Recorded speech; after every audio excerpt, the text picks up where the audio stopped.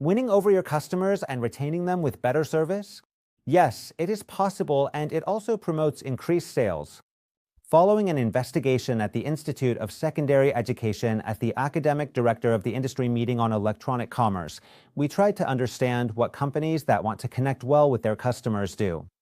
Together with my friend and colleague, Professor Capizani, we discovered two innovative methods being implemented by leading companies. As a result, they sold more because they first built relationships and then, thanks to that, closed transactions. I am going to focus on one of them, hyperservice, and I will illustrate it with an example.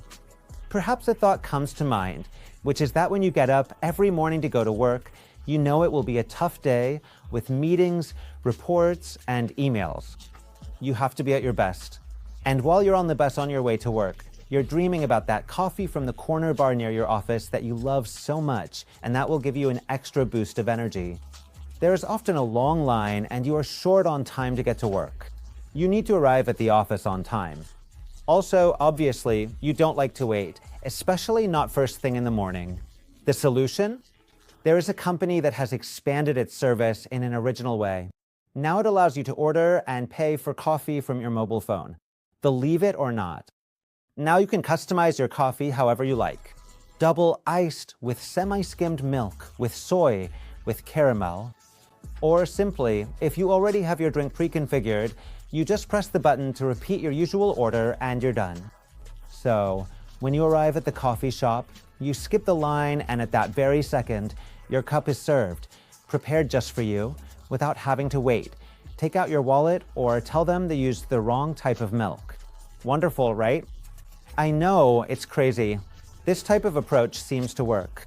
Since 2016, the percentage measured in the number of orders placed through this model has not stopped growing, as we can see in this chart. In fact, a few months ago, the app went down for a few hours and people, outraged, complained that they had to talk to real human beings and pay in cash. It was a very, very first world problem.